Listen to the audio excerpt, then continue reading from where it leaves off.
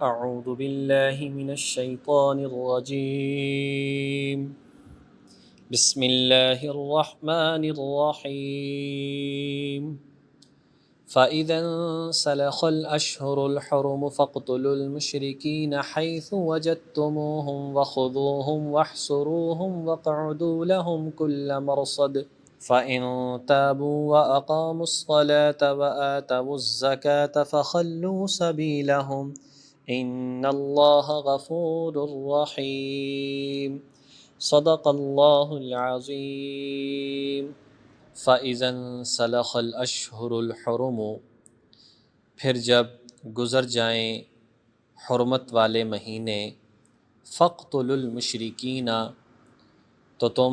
مشرکین سے لڑو، حیث وجدتموہم، جہاں بھی تم انہیں پاؤ، تم مشرکین کو قتل کر ڈالو جہاں بھی تم انہیں پاؤ، وخذوہم، اور ان کو پکڑ لو، واحصروہم، اور ان کو گھیرے میں لے لو، وقعدوا لہم کل مرصد، اور تم بیٹھو ان کے لیے کل مرصد، ہر گھات کی جگہ پر، فَإِن تابوا، پھر اگر وہ توبہ کر لیں، وَأَقَامُوا الصَّلَاةَ، اور نماز قائم کرنے لگیں، وَآتَوُا الزَّكَاةَ، اور زکوٰۃ ادا کرنے لگیں، فَخَلُّوا سَبِيلَهُمْ، تو پھر ان کا راستہ چھوڑ دو، ان اللہ غفور الرحیم، یقیناً اللہ تعالی بہت معاف فرمانے والا، رحم فرمانے والا ہے۔ وَإِنْ أَحَدٌ مِّنَ الْمُشْرِكِينَ اسْتَجَارَكَ، اور اگر مشرکین میں سے کوئی استجارک، آپ سے پناہ مانگے، فَأَجِرْهُ، تو آپ اس کو پناہ دے دیں، حَتَّى يَسْمَعَ كَلَامَ اللَّهِ، جب تک کہ وہ اللہ تعالیٰ کے کلام کو نہ سن لے، ثُمَّ أَبْلِغْهُ، پھر اس کو پہنچا دیا جائے، مأمنہ، اس کے امن کی جگہ پر، ذَلِكَ بِأَنَّهُمْ قَوْمٌ لَا يَعْلَمُونَ، اس لیے کہ یہ ایسے لوگ ہیں کہ جنہیں علم نہیں ہے۔ اس سے قبل آیات میں اس بات کا تذکرہ تھا، مشرکین اور دوسرے جو قریش مکہ تھے، ان سے مختلف معاہدات مسلمانوں کے ہوئے تھے، جیسے قریش مکہ سے 10 سال کا معاہدہ ہوا، لیکن یہ لوگ اس پر پورے نہ اترے۔ اسی طرح سے اور بھی ایسے علاقے اور قبیلے تھے کہ جن سے معاہدہ تو تھا لیکن اس کی کوئی مدت مقرر نہیں تھی، یہ بھی ان پر پورے نہ اترے، صرف قبیلہ مدلج اور زمرہ کے، کہ انہوں نے اپنے معاہدے کو پورا کیا، اگرچہ یہ غیر مسلم رہے لیکن مسلمانوں نے ان سے کچھ نہیں کہا۔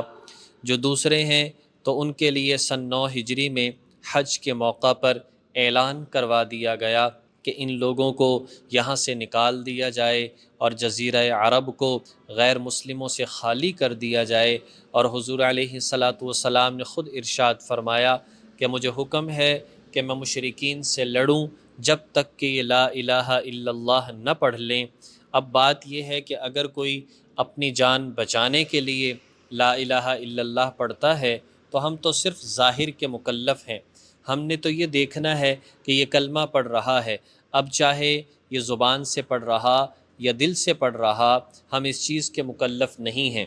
جب کلمہ پڑھ لیا تو یہ بھائی ہے، ہاں آگے دیکھیں گے، آگے پھر دیگر معاملات، کیا یہ نماز پڑھتا ہے، کیا یہ زکوٰۃ فرض ہونے پر زکوٰۃ ادا کرتا ہے، اگر یہ معاملات ایسے ادا کر رہا ہے تو یہ پھر تمہارا بھائی ہے، اس کا راستہ چھوڑ دو۔ دوسری جگہ پر قرآن پاک میں فرمایا اگر یہ ایسا کریں تو پھر یہ تمہارے بھائی ہیں۔ اور جیسا کہ ہمیں یہ بات معلوم ہے کہ حضور نبی کریم صلی اللہ علیہ وسلم کے 100 سال بعد تک صحابہ کرام زندہ رہے، نہ حضور کے زمانے میں نہ خلفۂ راشدین کے زمانے میں کوئی ایک شخص بھی ایسا نہیں ملتا کہ جو نماز نہ پڑھتا ہو، اس لیے کہ نماز پڑھنا گویا کہ مسلمان ہونے کی علامت تھی، اور زکوٰۃ ادا کرنا یہ بھی علامت، جیسا کہ حضرت ابوبکر رضی اللہ تعالی عنہ کے دور میں کچھ ابتدائی جو مسلمین تھے انہوں نے یہ سوچا کہ شاید زکوٰۃ حضور کے زمانے میں تھی، یہ ابوبکر کیوں اکٹھی کر رہے ہیں، تو انہوں نے شروع میں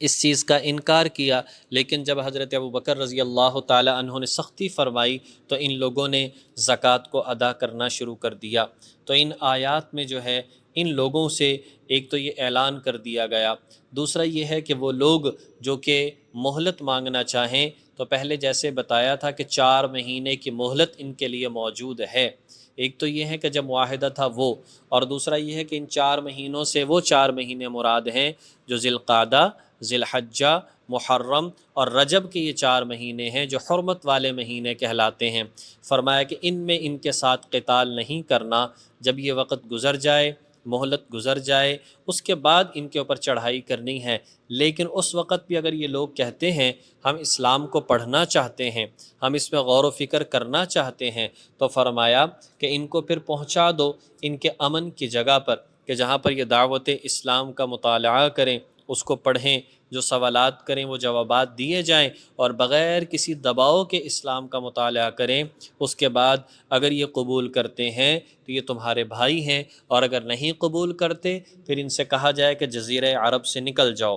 یہاں سے تم نکل جاؤ، یہاں پہ تمہیں رہنے نہیں دیا جائے گا۔ اس بات کو فرمایا اور کہا کہ اگر یہ اسلام قبول کر لیتے ہیں تو پہلے جو کچھ بھی کیا، کفر کیا، شرک کیا، گناہ کیے، تو ان اللہ غفور الرحیم، اللہ تعالیٰ بڑا ہی معاف فرمانے والا ہے۔ اور آگے فرمایا جتنے بھی مشرکین ہیں جو امن طلب کریں، امن اسی معنی میں کہ اسلام کو پڑھنا چاہتے ہیں، سمجھنا چاہتے ہیں، تو فرمایا کہ صرف قرآن کو سننے پر اکتفا نہ کریں، قرآن کو سنیں بھی، سمجھنے کی کوشش بھی کریں، سوالات بھی کریں، معاملات کو بھی دیکھیں، اس میں غور و فکر کریں، اور انہیں بالکل امن کی جگہ پر بغیر کسی دباؤ کے اس کا مطالعہ کروایا جائے، اس لیے کہ لوگ جانتے ہی نہیں کہ اسلام ہے کیا۔ جب ان باتوں کے بارے میں پڑھ لیں، کوئی ان کا سوال ایسا نہ ہو کہ جس کا جواب نہ دیا جائے، اس کے بعد اگر یہ نہیں مانتے پھر ان کو یہاں سے نکال دیا جائے، نکلنا نہیں چاہتے تو پھر ان کے ساتھ قتال کیا جائے۔ تو ان آیات کے اندر یہی بات بیان فرمائی ہے۔ دیکھو کتنی بڑی بات پتہ چلتی ہے کہ فرمایا کہ اگر یہ نماز پڑھیں، اگر یہ زکوٰۃ دیں، پھر ان کا راستہ چھوڑ دو۔ تو گویا کہ علامت ہے مسلمان ہونے کی نماز پڑھنا، زکوٰۃ کا ادا کرنا۔ آج ہم مسلمانوں میں کس قدر اس میں کمی پائی جاتی ہے، کتنا ہم اس کے اندر کوتاہی برتتے ہیں، کتنا اس عظیم فریضے کو ہم ہلکا سمجھتے ہیں، جبکہ نہ مسلمان روزانہ حج کرتا ہے، نہ ڈیلی روزہ ہی فرض ہے، نہ ڈیلی زکوٰۃ ہی دیتا ہے۔ ایک نماز ہی ہے جو مسلمان پر، چاہے وہ مرد ہے، چاہے عورت ہے، چاہے جوان ہے، چاہے بوڑھا ہے، چاہے بیمار ہے، چاہے تندرست ہے، چاہے مسافر ہے، چاہے مقیم ہے، ہر ایک کے اوپر نماز فرض ہے جیسی وہ استطاعت رکھتا ہے۔ تو ہمیں اس کا اہتمام کرنا چاہیے۔ اللہ جل شانہ ہمیں ان باتوں کو سمجھ کر عمل کرنے کی توفیق نصیب فرمائے۔ وآخر دعوانا ان الحمد للہ رب العالمین۔